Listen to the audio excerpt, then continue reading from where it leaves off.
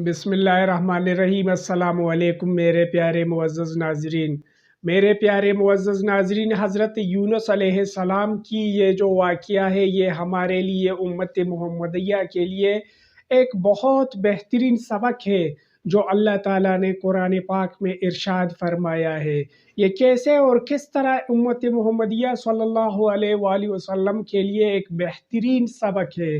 تو چلیے آج کی ویڈیو میں دیکھتے ہیں۔ انجینئر محمد علی مرزا صاحب ہمیں اسی حوالے سے بہت اچھے انداز میں سمجھا رہے ہیں، اور اس واقعے کو بھی انجینئر محمد علی مرزا صاحب بہت ہی خوبصورت اور نرالے انداز میں بیان بھی کر رہے ہیں۔ تو چلیے آئیے آج کی ویڈیو دیکھتے ہیں کہ حضرت یونس علیہ السلام کا واقعہ ہمارے لیے کس طرح اور کیسے ایک سبق ہے، اور انجینئر محمد علی مرزا صاحب کس طرح اسے خوبصورتی کے ساتھ بیان کر رہے ہیں۔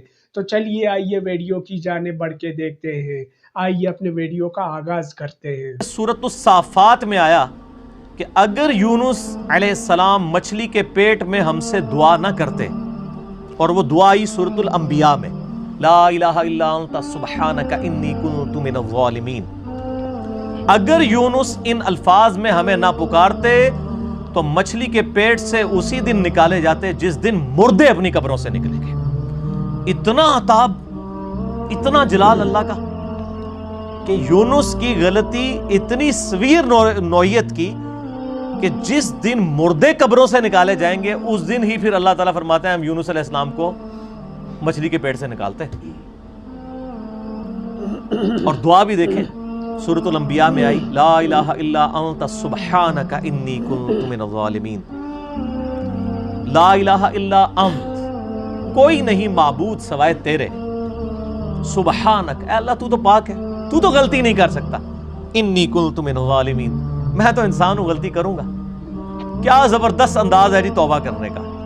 اللہ تعالیٰ کی جو پاکی کی صفت ہے اس کو ٹریگر کیا ہے کہ اللہ تجھ سے تو غلطی نہیں ہوتی، میں تو بندہ ہوں، غلطی کروں گا۔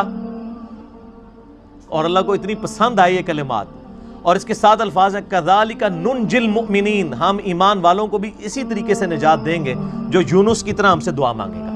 اور جامعہ ترمذی میں صحیح سند کے ساتھ حدیث ہے، جو شخص بھی یونس علیہ السلام کی دعا کے ساتھ اللہ کی طرف متوجہ ہوا اللہ اسے کبھی محروم نہیں لوٹائے گا۔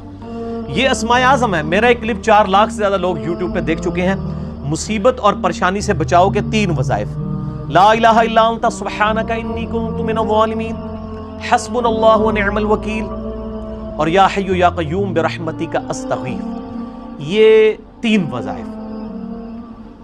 یونس علیہ السلام سے غلطی جو ہوئی وہ قرآن حکیم میں سورہ یونس کے اندر، سورۃ الانبیاء کے اندر، سورہ الصافات کے اندر اور باقی صورتوں کے اندر ٹکڑوں کی فارم میں، سورہ صاد میں بھی یہ ٹکڑوں کی فارم میں پوری کی پوری ایک ان کی سٹوری آئی ہے، وہ میں کمبائنڈ فارم میں آپ کو بیان کر دیتا ہوں کہ یونس علیہ السلام کو بالکل اگلے پیغمبروں کی طرح اللہ تعالیٰ نے یہ حکم دیا تھا کہ تمہارے جو مخالفین ہیں ان کو جو الٹیمیٹم دیا جائے گا اس کے بعد ان کو تباہ و برباد کر دیا جائے گا۔ لیکن پیغمبر کا یہ کام ہوتا ہے کہ وہ فائنلی اپنا علاقہ چھوڑنے سے پہلے اللہ تعالیٰ کی طرف سے جو پراپر آفیشیل پرمیشن ہے اس کا انتظار کرتا ہے، وہی کی فارم میں۔ پھر اللہ تعالیٰ حکم دیتا ہے، جس طرح کہ موسیٰ علیہ السلام کو حکم ہوا کہ رات کے وقت بنی اسرائیل کو لے کے نکلو، تو اس وحی کا انتظار کیا، رات کے وقت کا انتظار کیا، لے کے نکلے، اللہ کی تائید حاصل ہوئی۔ یونس علیہ السلام کو بھی بتا دیا گیا کہ بھئی تمہارے مخالفین کو 3 دن کی یہ مہلت ہے، اگر یہ ایمان لے آئے تو ٹھیک، ادروائز ان پہ عذاب آ جائے گا۔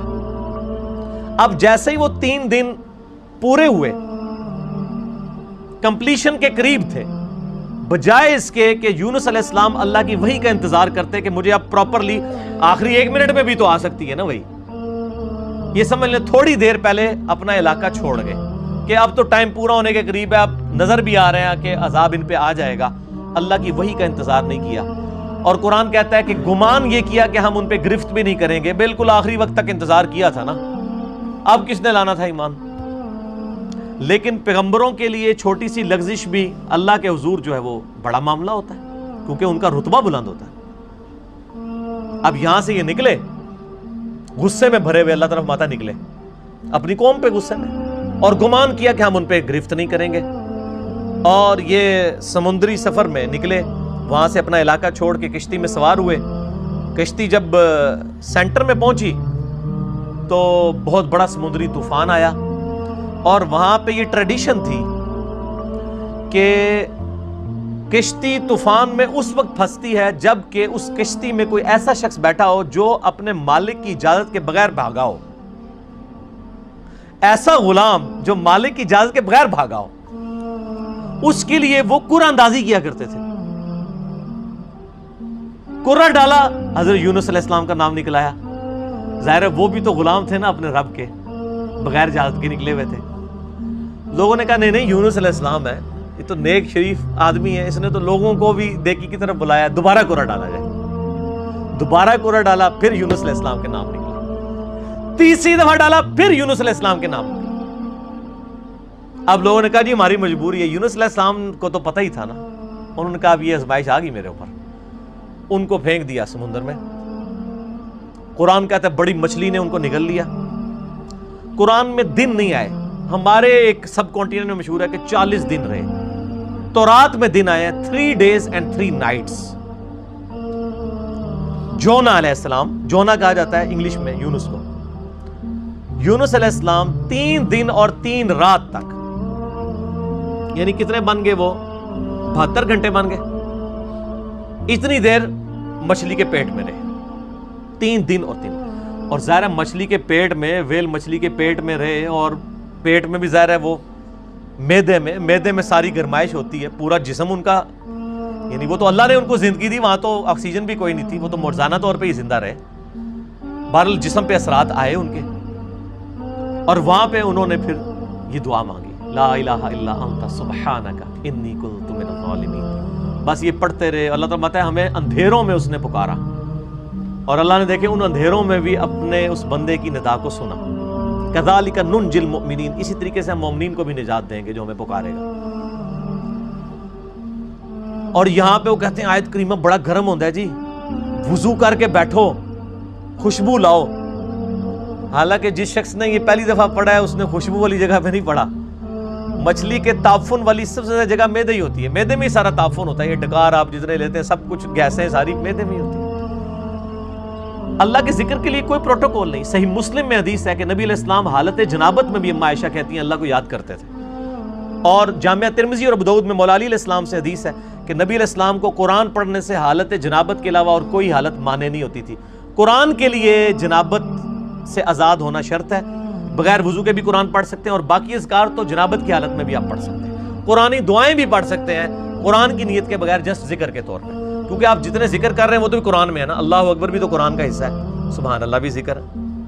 لیکن اس وقت آپ ذکر کی نیت سے نہیں بلکہ دعا کی نیت سے پڑھتے ہیں. ربنا آتنا فی الدنیا پڑھیں، لا الہ الا انت سبحانک انی کنت من الظالمین بے شک پڑھیں حالت جنابت میں. دروشی بھی پڑھیں. ادھر مشہور کیا جی دروشی بھی مطلب بغیر وضو کے نہیں پڑھ سکتے. یار آپ لوگوں نے کیا باتیں مشہور کی ہیں اللہ کے بندو. یہ ساری جذباتی ڈاکٹرائنز ہیں. ٹھیک ہے جی. دروشی پہ میرا مسئلہ نمبر 56. اور میں آپ کو بتاؤں یہ وہ ڈاکٹرائن ہے جو ہمارے علماء نے کتابوں میں بھی نہیں لکھی ہوئی، صرف عوام کو پٹیاں پڑھانے کے لیے. کچھ ایسے جھوٹ ہیں جو ان کو اتنی شرم آئی کہ کتابوں میں بھی نہیں ہے، صرف پبلک کو پٹی پڑھانے کے لیے. جیسے جی وہ بت رکھ کے آتے تھے اس لیے رفع الیدین ہوتا تھا. اب یہ اتنا بڑا جھوٹ تھا کہ کتاب میں نہیں لکھا انہوں نے. بہرحال یہ ان کی جو جعلی اور کمزور روایتیں ان سے زیادہ کارآمد ہے. عام آدمی کو یہی پتا ہے کہ جی وہ جی بت رکھ کے آتے سن، چل گیا شڑول چھوڑی، شڑول چل گئی ہے، دوسری چیز نہیں چلی. اور پھر ہم بھی پھر اس کا جواب پھر شڑول سے ہی دیتے ہیں، اینٹی وینم پھکی الزامی جواب. اچھا ہم کہتے ہیں اچھا یار یہ منع ہو گیا تھے عید دی نماز پڑھی جائے کہتے ہیں ہاں تو عید ہی بار بار کر دو. آہو جی اسی تے سوچے ہی نہیں کدے. ہاں تو تہاڈی مولوی نے مت ماری ہے نا کہ اس دن جڑا بت رکھ کے آندے ہو تسی، عید والے دن بھی تو آپ کرتے ہیں، پھر وطر کا بھی کرتے ہیں. بہرحال میں ایک ضمن بات ذہن میں آ گئی چونکہ مجلس میں پھر اسی طرح گفتگو ہوتی ہے. اچھا تو یونس علیہ السلام کو اللہ تعالیٰ نے پھر نجات دی. پھر قرآن حکیم میں آتا ہے کہ مچھلی نے ان کو اگل دیا کنارے پہ. وہاں اللہ نے قرآن حکیم میں آتا ہے ان کے لیے کدو کی بیل اگا دی. ظاہر ہے کہ جسم پورا ایک وہ اثرات کی وجہ سے جسم کے اوپر نئی ایک کھال ان کی اگی، دوبارہ سے ان کے سارے معاملات ہوئے. اور اللہ تعالیٰ نے ان کو ایک نئی زندگی دی اور ان پہ عطا فرمایا، اس کے بعد معاف کر دیا۔ لیکن آپ دیکھیں کہ اس غلطی کا ایک تو عتاب یونس علیہ السلام پہ آیا اور دوسرا اس کا کریڈٹ ان کی امت کو مل گیا، امت کو کریڈٹ مل گیا اس ڈیبٹ کا۔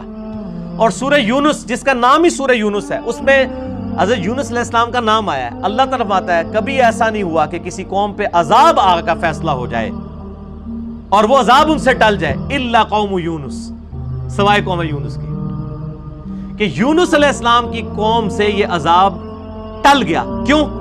جب یونس علیہ السلام وہاں سے نکلے اور عذاب کے اثار نمایاں ہوئے، عذاب ٹلنا کوئی نہیں تھا۔ عذاب تو فرعون پہ بھی آیا، اس نے بھی تو کہا تھا نا میں ایمان لایا موسیٰ اور ہارون کے رب پہ۔ اللہ نے کیا فرمایا قرآن؟ تو میرے پیارے معزز و محترم ناظرین، یہ تھا ہمارا آج کا ویڈیو۔ ہم امید کرتے ہیں کہ آپ لوگوں کو ہمارے ویڈیوز پسند آ رہے ہوں گے۔ آپ لوگوں کے پیار بھرے کومنٹس اور لائکس کا بے حد شکریہ۔ میرے پیارے معزز ناظرین، ملتے ہیں ایک ایسی ہی دلچسپ ویڈیو کے ساتھ۔